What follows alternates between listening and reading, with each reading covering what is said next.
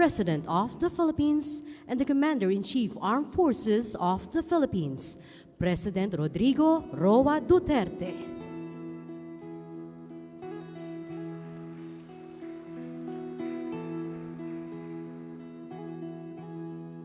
Ikaw ang Pangulo para sa pagbabago. Sawa na ang bayan ko sa magnanakaw na trapo.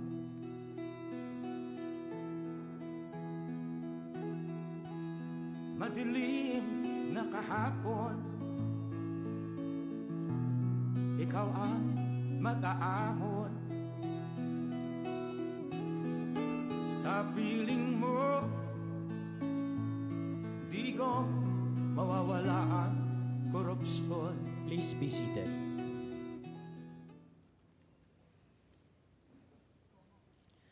Ladies and gentlemen, once again, good afternoon and welcome to the inspection of newly delivered air assets and talk to troops. At this point, may we now invite the Commanding General of the Philippine Air Force, Lieutenant General Alan T. Paredes, Philippine Air Force, to deliver his welcome remarks.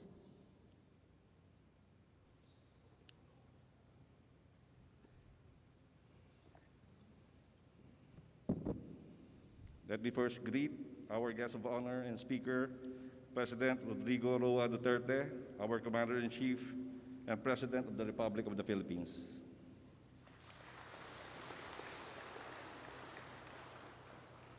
Former President Gloria Macapagal Arroyo,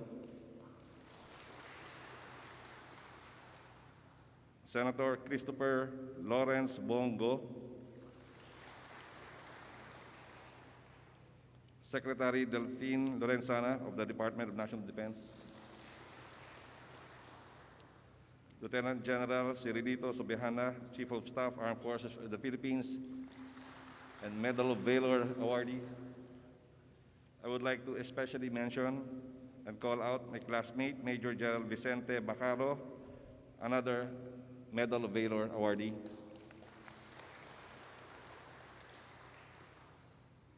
Local government officials, other officials, general officers, men and women of the Philippine Air Force, ladies and gentlemen, good afternoon. Welcome to the inspection of our brand new air assets. Last year has been a tough year for all of us, but with the grace of God and the unending support of the President and our Secretary of National Defense, our vision to become a credible and capable Air Force is progressively coming to fruition. Proof to that is that we have been getting continuous delivery of air assets. From last year, for example, up to this week, you can see them here in front of the hangar. Last year lang po yan up to this year.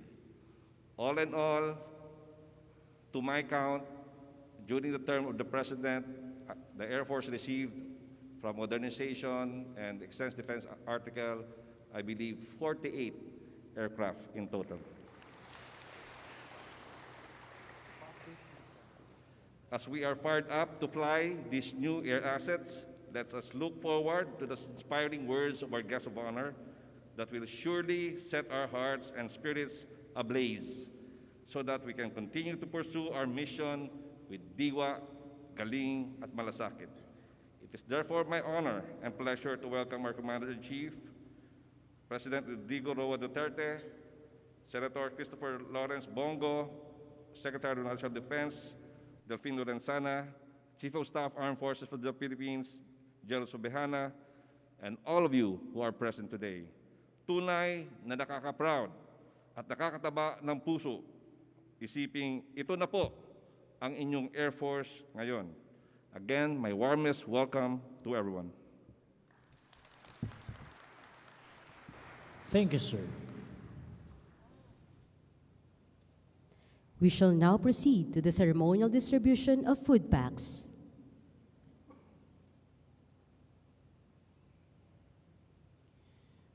May we request the President to witness the ceremonial distribution of food packs to the following Philippine Air Force personnel to be led by the Commander Air Logistics Command, Major General Nestor Florente D. Rayos, Philippine Air Force. The following personnel will receive the food packs: Lieutenant Colonel Teresita B. Nabua, Medical Corps;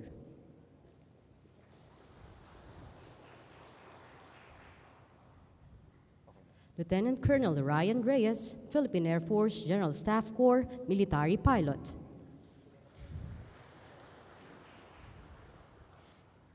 Major Sara P. Padua, Nurse Corps;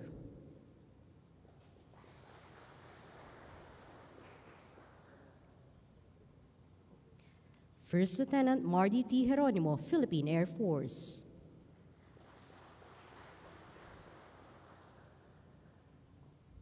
First Lieutenant Violi L. Alivio, Philippine Air Force;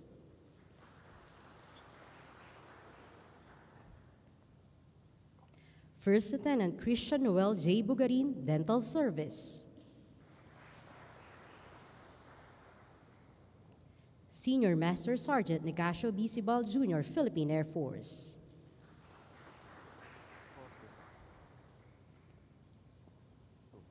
Technical Sergeant Alberto S. Mendoza Jr., Philippine Air Force;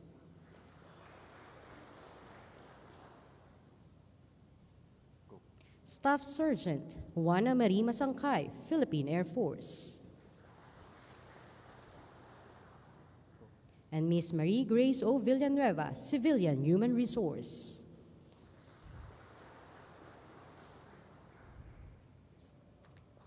Thank you, sir. Please be seated.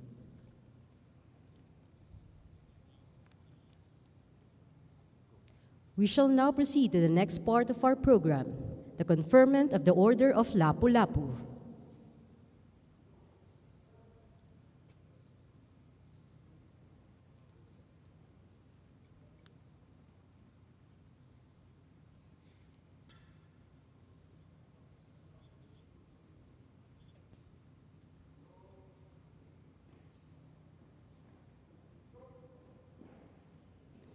We call on the Presidential Protocol to read the citation. Itinatag ang Orden ng Lapu-Lapu noong taong 2017 at iginawad ng Pangulo ng Pilipinas bilang pagkilala sa pagiging huwaran sa paglilingkod ng mga opisyal at kawani ng pamahalaan. Gayon din ang mga pribadong individual sa pamahalaan dahil sa maringal na pagpapasulong o advokasya ng Pangulo, gaya ng pagpapakita ng kagitingan at kabutihang nagpamalas ng kahangahangang paglilingkod at katangi-tanging ambag sa bansa. Iginawad ang Orden ng Lapu-Lapu Ranggong Kamagi sa mga opisyal at kawani ng pamahalaan at pribadong individual na nagkaloob ng kahangahangang paglilingkod o nagpamalas ng katangi-tanging ambag sa ikatatagumpay na gawain sa alinsunod o pagpapalawig o advokasya ng Pangulo. May we call on the Chief of Staff, Armed Forces of the Philippines, Lieutenant General Cirilito E. Sobejana, for the conferment of the Order of Lapu-Lapu.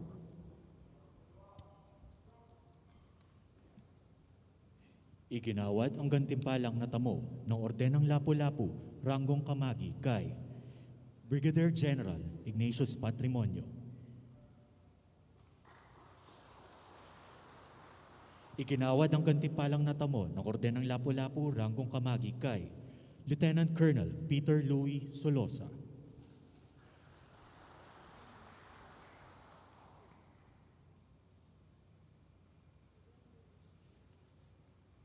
Iginawad ang gantimpalang natamo ng Orden ng Lapu-Lapu Ranggong Kamagi kay Major Giro Poblacion.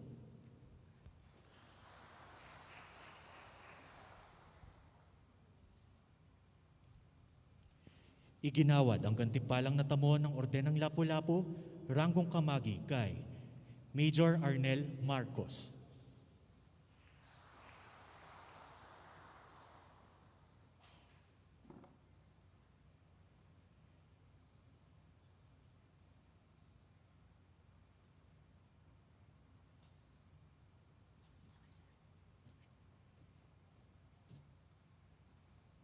Iginawad ang gantimpalang natamo ng Orden ng Lapu-Lapu ranggong kamagi kay Lieutenant Aris Caguntas. Iginawad ang gantimpalang natamo ng Orden ng Lapu-Lapu ranggong kamagi kay Captain Jovi Perater. Iginawad ang gantimpalang natamo ng Orden ng Lapu-Lapu ranggong kamagi kay Technical Sergeant Alvin Amodia.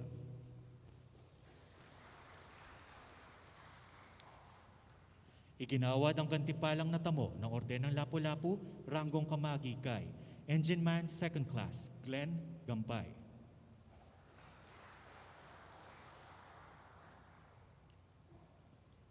Iginawad ang gantimpalang natamo ng Orden ng Lapu-Lapu ranggong kamagi kay Corporal Mark John Adornado.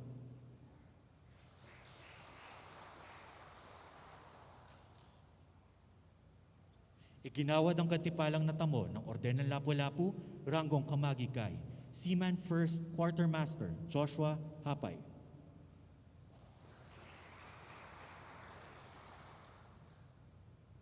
Iginawad ang gantimpalang natamo ng Orden ng Lapu-Lapu ranggong kamagi kay Corporal Lionel Esencio.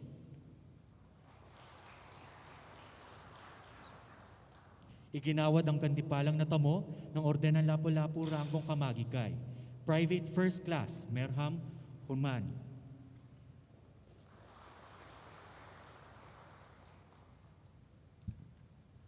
Iginawad ang gantimpalang natamo ng Orden ng Lapu-Lapu ranggong kamagi kay Private First Class Basilio Tagal.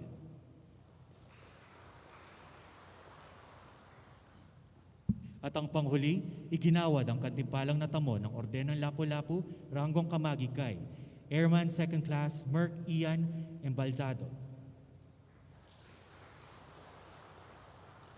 Tapos na po ang paggawad ng mga medalya.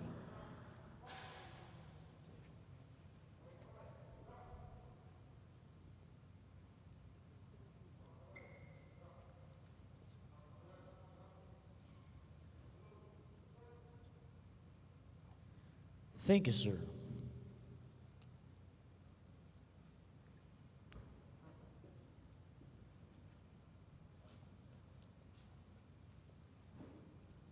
At this juncture, may we call on Secretary Delphine N. Lorenzana, Secretary of the Department of National Defense, to introduce our distinguished guest of honor and speaker. Ladies and gentlemen, the President of the Republic of the Philippines, President Rodrigo Roa Duterte.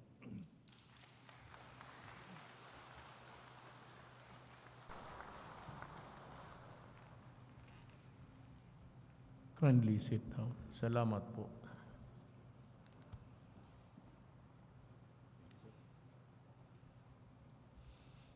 Former President Gloria Macapagal Arroyo,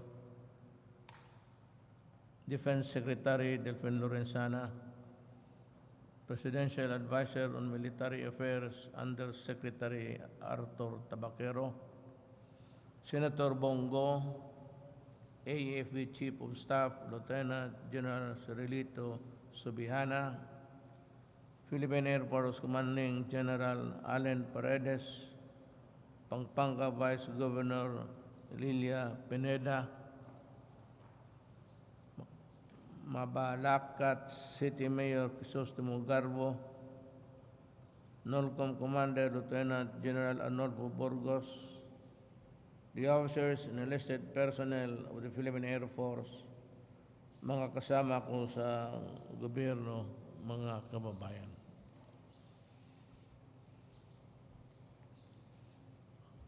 How beautiful it is to look at the sky at dusk and to think that we control our skies in our country. I'm almost tempted to talk extemporaneous, but alam mo, pag kami mga politiko, pag bungo kayong bunganga, matagal matapos. And have to go home to Davao now because I have to fulfill an engagement there. Our efforts to strengthen our military have been vital in ensuring that we are able to fulfill our sworn and shared duty of protecting our sovereignty and safeguarding the welfare of the Filipino people. I am thus glad to join all of you today as we laud the many accomplishments of our men and women in uniform who have consistently shown dedication and excellence in serving our motherland.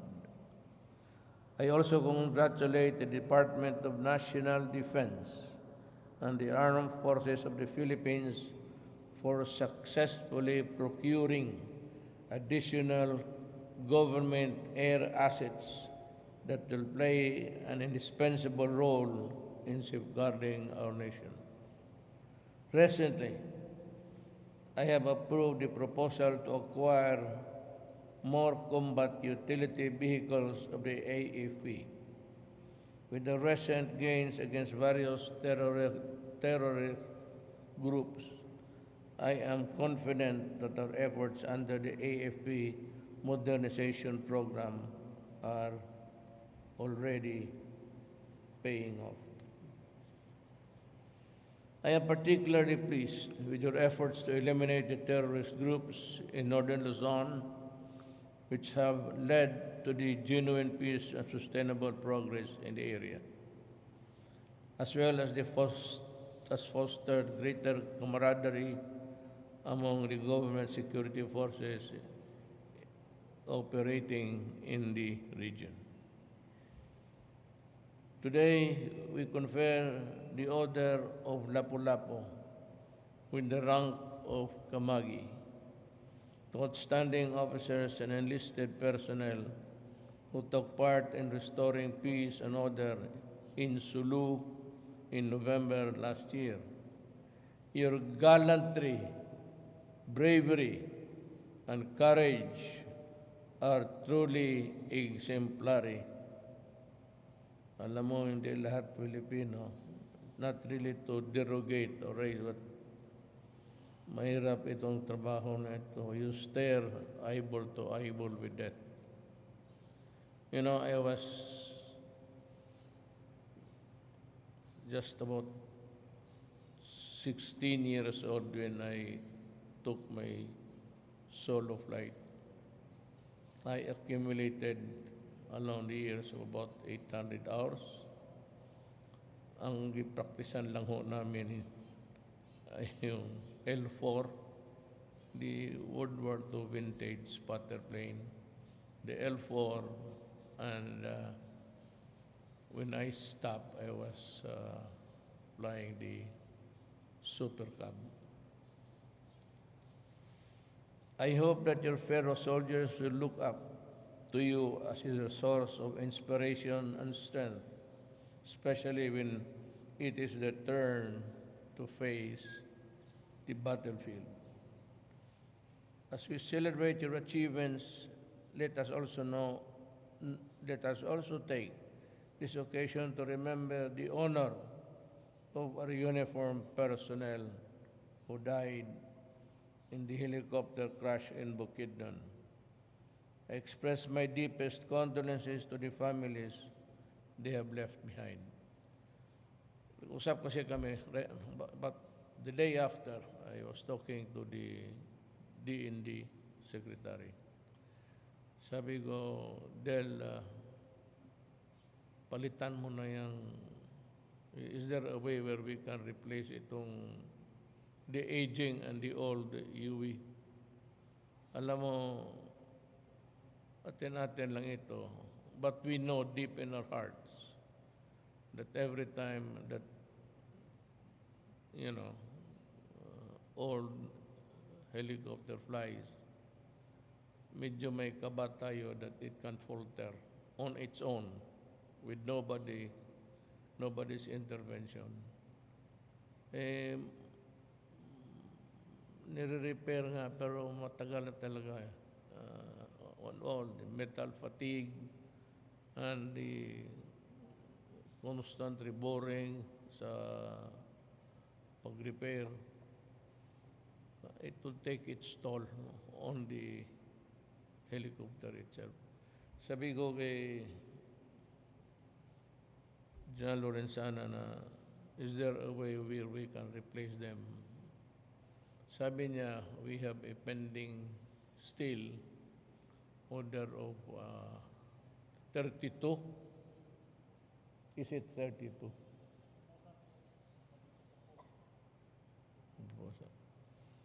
Well, I can buy more or less. Madagdagan ko ng 5 yan o 6 before I go. Pero I cannot give you the entire 32. It will be spread along a number of years.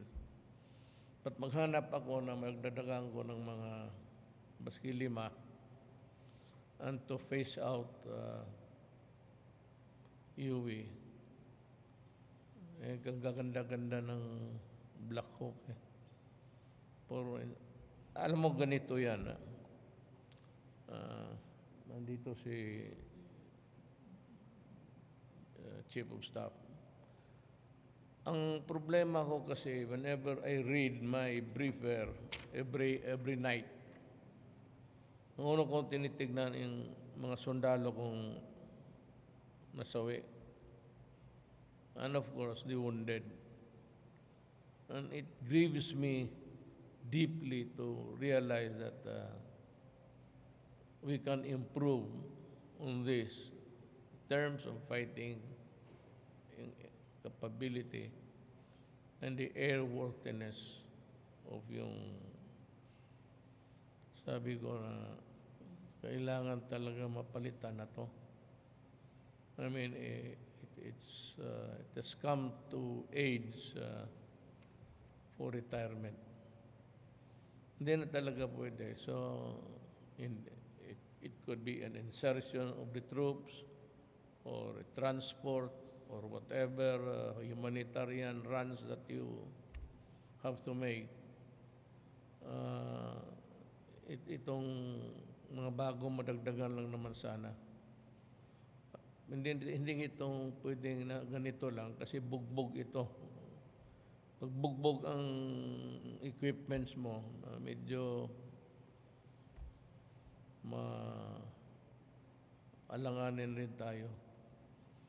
So, kung madagdagan ng 32 yan, that would about maybe complete really the requirements. The standard minimum requirements of a working Air Force.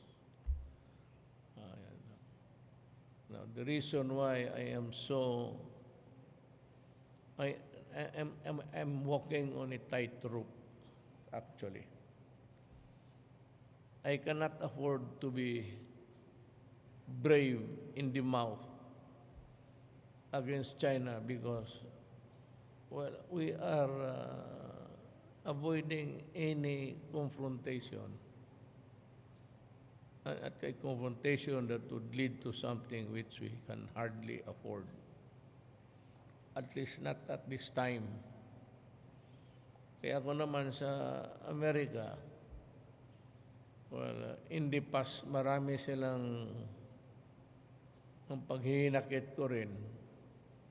We ask so much of them because they have taken so much from us. Libre sila to advance their troops in our land. Okay lang yan sa akin. But we do not like it because we want to remain neutral. We do not want to quarrel with anybody. But for the reason is that the exigency of the moment requires their presence here. Okay na lang ako dyan. But in the past, we ordered so much from them and so much were not delivered at all. Kaya huwag ninyo ako. Kaibigan ako ng Amerika, kaibigan ako ng China. But what I don't like is yung para kang bata na they promise you and this. Ganon yan eh. Mapunta yung mga top brass nila. This group will promise you. Once they take off, they forget all about it. And nobody is following until you keep on reminding them. Until such time that I was able to talk to President Trump, sinabi niya what are our requirements. So we need the guided rockets. We have been asking for it.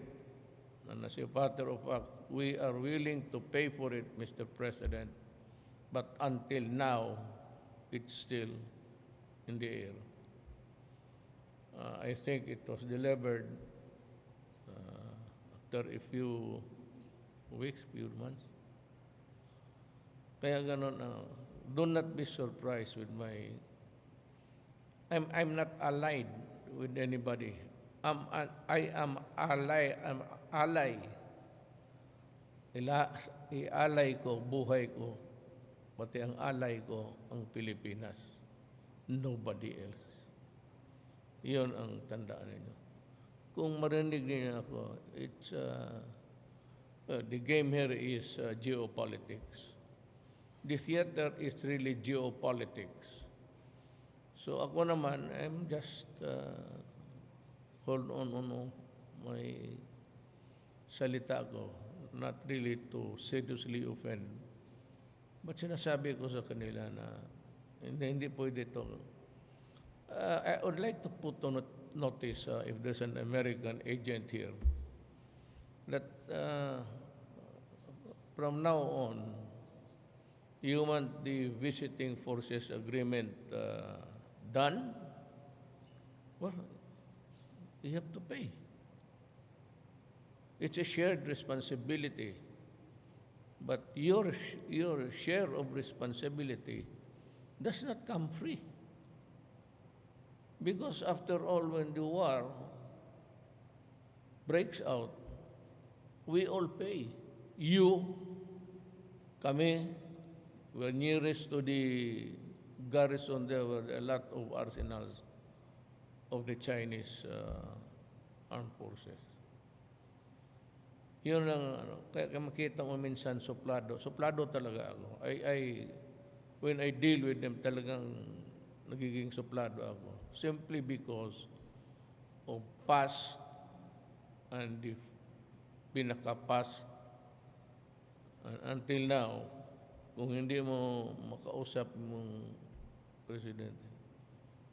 Dito ngayon wala akong, I don't expect anything. It's different when it is the Republican and a Democrat. A Democrat, yung migration, they're allowing migration left and right. But that is their problem.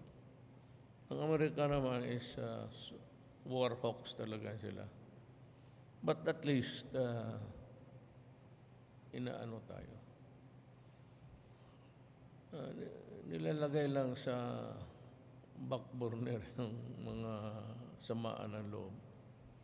So when the opportunity came and I talked to President Trump, sabi ko talaga sa kanya, we're hoping for that, we've been promised, until now, it's still kaput. And I hope that the Americans would take notice of that. That their nearest possible inconvenient outpost would really be the Philippines, the eastern side, and Palawan. Kaya tandaan nila yan. I hope they would understand that we are nearest to a theater of war. Ang banatan dyan, it would be submarines and aircraft carriers and all. Madadamay talaga tayo. I do not want to participate in any adventure of that kind, if I can help it. I am not against the Chinese, neither am I, hindi ako pro-American. I am just a Filipino government worker working for the interest of my country. As we celebrate your achievements, let us take this occasion to remember and honor our uniformed personnel. I'm reading it right. And the others who have died in the battlefield. Nung pumunta ako ng just give me about a little. Nung pumunta ako ng Hulo, nung namatay needlessly, useless yung kamatayan ng binumba. Suma talaga ang loob ko. Nakita ko yung kalahating katawan ng sundalo. So sabi ko kay Bongbong, punta tayo. Sabi niya, delikado naman yun. Panahon na natin. Pati tayo, doon tayo matatapos, di doon. That's about the journey of life. Punta ako. But totohanan yan, it might really have looked corny. Hilas sa Bisaya. Corny yan sa corny of hilas. But I did it purposely to honor. Ang sabi ko lang doon, when I kiss the ground, hindi ka malang nakapagdasal baski isang salita. Not even to mention the name of God. Kaya hinalikan ko yung lupa sa asar ko na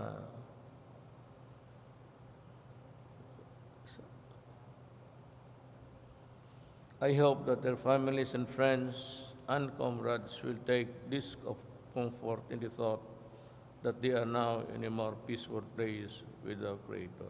True.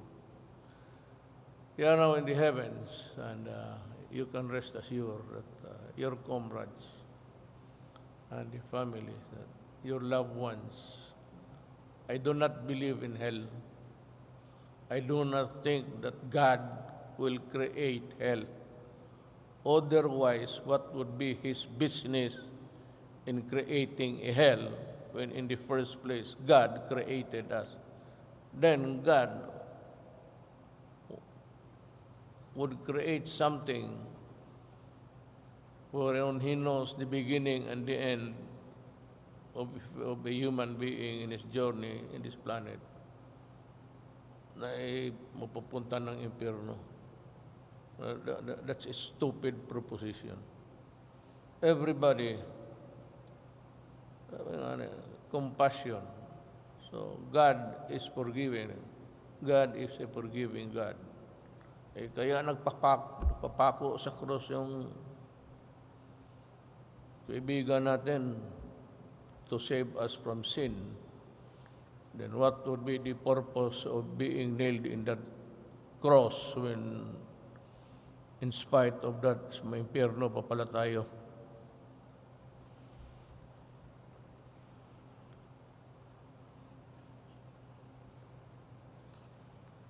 On this note, allow me to convey the love and respect of a grateful nation.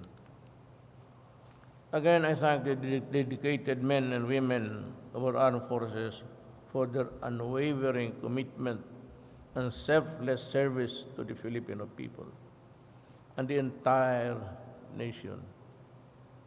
Again, in gratitude. I assure you that this administration will remain steadfast in doing our best to ensure, to improve the welfare of the families of those who've gone ahead. Lahat naman tayo pupunta down, whether in the service or outside, then we will see each other there. Do not believe in hell. Have taken an issue with that, with my religion. It does not make any sense at all. Together, let us remain partners in protecting the life and liberty of all Filipinos and the sovereignty of our nation. Maraming salamat po. Thank you very much, President Rodrigo Roa Duterte, for gracing this momentous event. We are very honored with your presence. Let me salute all of you. Yes, sir. Once again, ladies and gentlemen, the President of the Philippines and the Commander-in-Chief, Armed Forces of the Philippines, President Rodrigo Roa Duterte. Manamilip lang po. Manamilip lang.